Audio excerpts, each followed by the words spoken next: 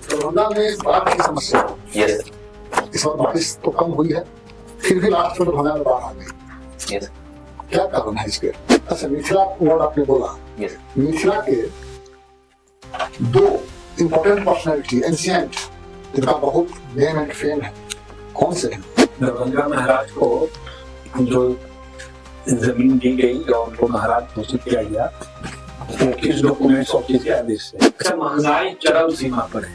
आज का पेपर पढ़े हैं? Yes sir. सब्जी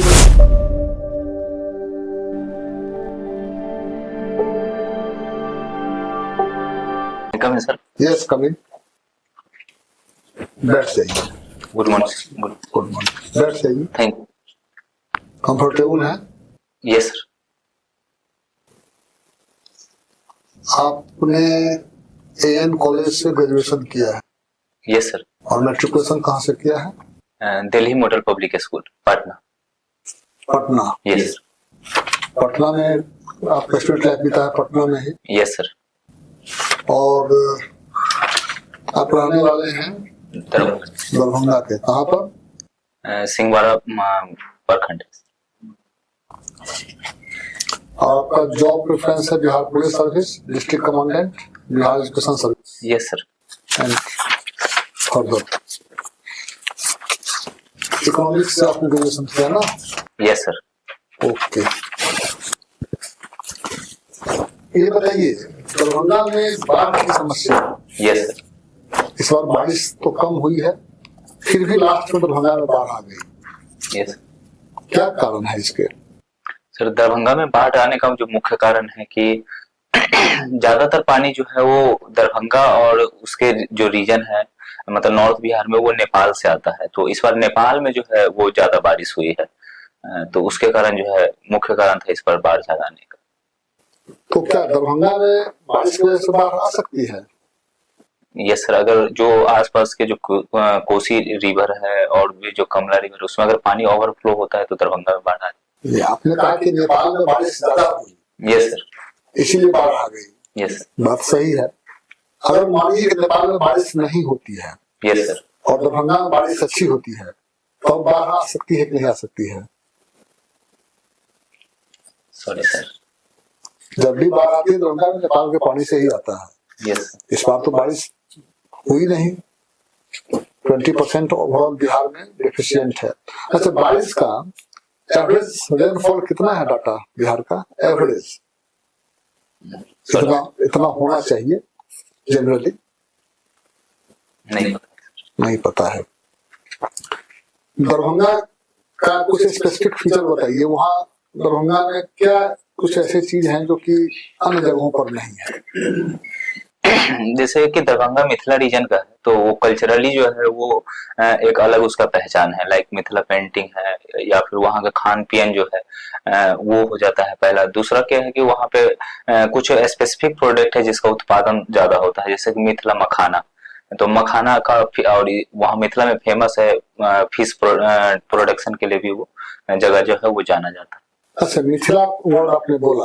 यस। मिथिला के दो इंपॉर्टेंट पर्सनैलिटी एंशिएंट जिनका बहुत नेम एंड फेम है, कौन से हैं वो? मिथिला रीजन, हम तो दरभंगा की बात नहीं कर रहा हूँ, पूरा मिथिला रीजन के दो चार पर्सनैलिटीज का नाम बताइए, इंपॉर्टेंट पर्सनैलिटीज जिनको सब लोग मानता है। Sorry sir. सीता, माता सीता है ना? यस। विद्यापति, विद्यापति यस। और पोएट, और मंडन मिश्र एंड भारती। क्यों? थैंक्स। अच्छा, महाराजा लक्ष्मेश्वर सिंह नहीं? महाराजा लक्ष्मेश्वर सिंह बहुत लोग हैं। नहीं, आप वो एंशिएंट से बोले ना। ठीक है, एंशिएंट से चलिए, एंशिएंट से ही तो, एंशिएंट में और लोग हैं, ऐसा नहीं है सिर्फ जो हमने कहा उतना ही है, और लोग हैं। अच्छा, शंकराचार्य यस सर। मिथिला आए थे? Yes sir. इसका कुछ प्रसंग याद है आपको? कैसे आए थे, कब आए थे, कहाँ आए थे, क्यों आए थे? थोड़ा पता है कि वो मिथिला आए थे, तो किन्हीं एक व्यक्ति थे जो मिथिला के ही, नाम मुझे उनका याद नहीं है, जिनसे उनका शास्त्रार्थ हुआ था। मंडल मिश्र। ये सर मंडल मिश्र। तो वो पराजित हो गए थे शंकराचार्य से। उसके बाद उनकी पत्नी जो थी, धर्म पत्नी, उन्होंने उनसे जो है शास्त्रार्थ किया था। और फिर इस विषय पर शास्त्रार्थ किया, काम काम शास्त्र पे। तो फिर उसके बाद शंकराचार्य अपने जो है शरीर का त्याग करके एक दूसरे राजा के शरीर में जाकर के काम शास्त्र का प्रैक्टिकल जो है वो अध्ययन करते हैं। उसके बाद उनसे शास्त्रार्थ कर फिर विजय प्राप्त करते हैं। अच्छा, ये बताइए कि sources of energy, yes sir, क्या क्या सोर्सेस ऑफ एनर्जी है इस पृथ्वी पर? जैसे दो तरह के सोर्स ऑफ एनर्जी हम लोग इन जनरल पढ़ते हैं, एक रिन्यूएबल सोर्स ऑफ एनर्जी या दूसरा non renewable source of energy. Renewable source of energy वो होता है जो जिस सोर्स ऑफ एनर्जी जो एग्जस्ट नहीं करता है और उसको हम लोग बार बार उपयोग कर सकते हैं, लाइक सोलर एनर्जी हो गया, विंड एनर्जी हो गया, जियोथर्मल एनर्जी हो गया, etc। और दूसरा जियोथर्मल का रिन्यूअल हो सकता है क्या? Yes sir. तो क्या होता है geothermal energy? Sir geothermal energy जो होता है वो हीटिंग इफेक्ट के कारण जो है वो जनरेट किया जाता है। एग्जांपल बताइए ताकि हम समझ जाए। यस सर, सॉरी सर, उसको तो एक्सप्लेन नहीं कर। अच्छा, आपने कहा wind energy, solar energy, yes sir, wind energy, yes. और non renewable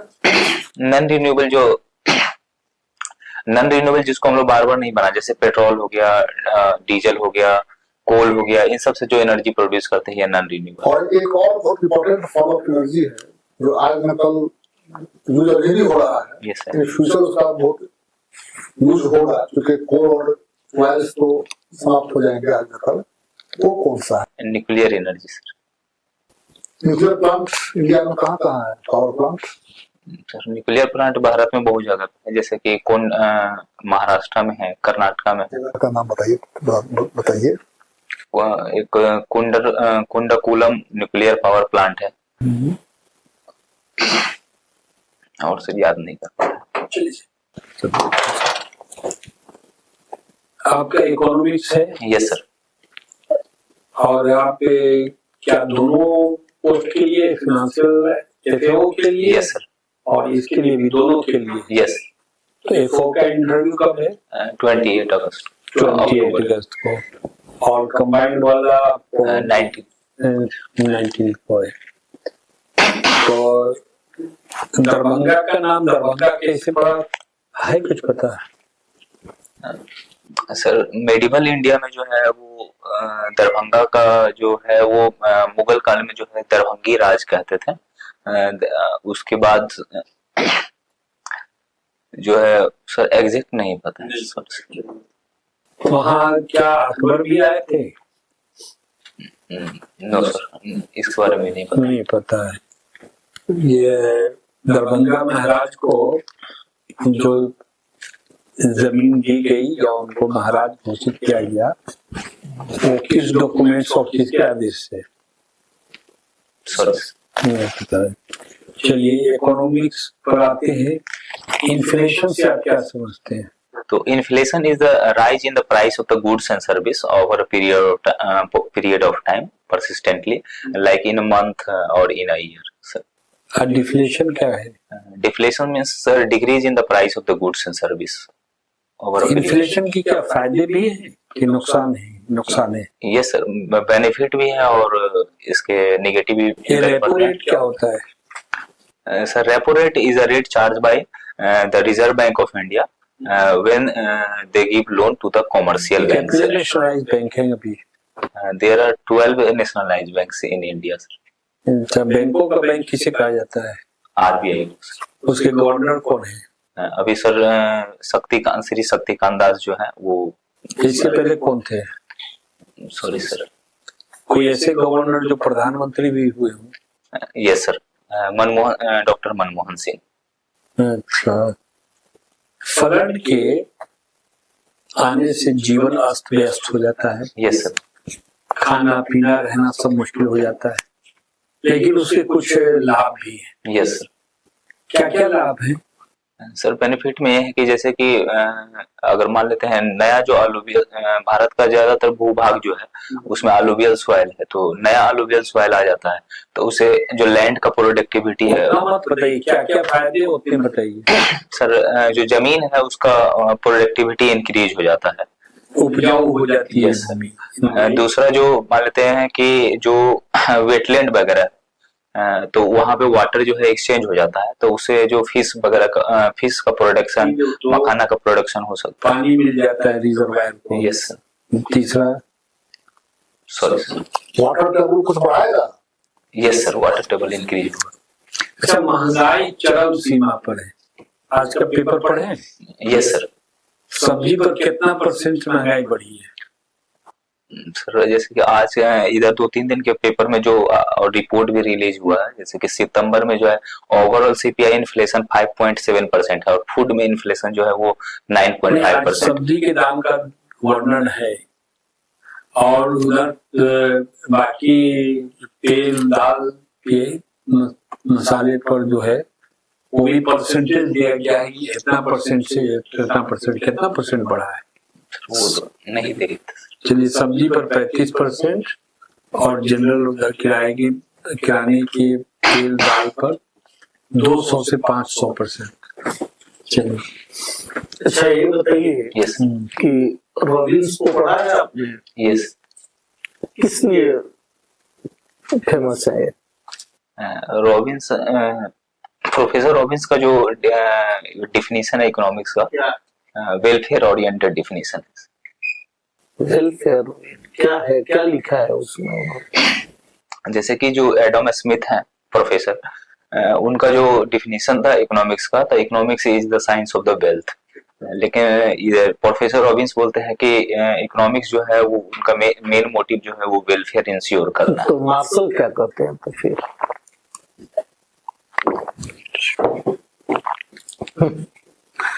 Just how can you express the present challenges before Indian economy?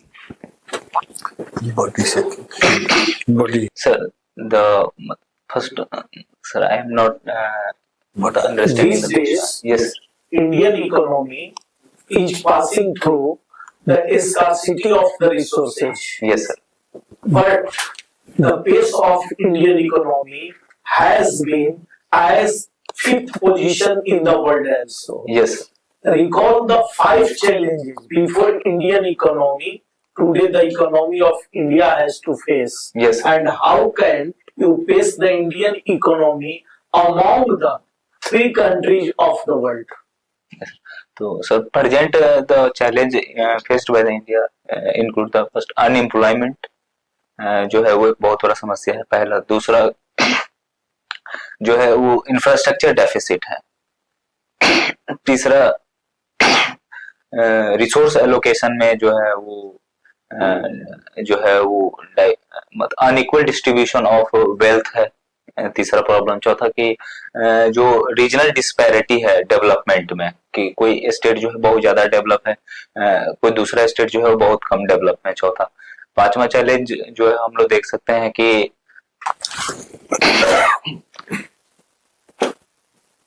Do you know FII?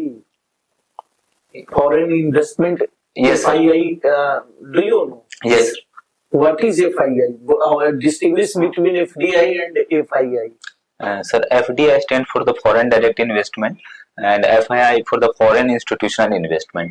Both are the investment which comes from the foreign country into the domestic country, but the FDI is of the some of the permanent nature, or when the foreign company invest in a domestic country, they also buy the shareholding along with shareholding. They also take part in the management of a company, in the case of the FDI. On the other hand, in FII only they invest in the share market or money.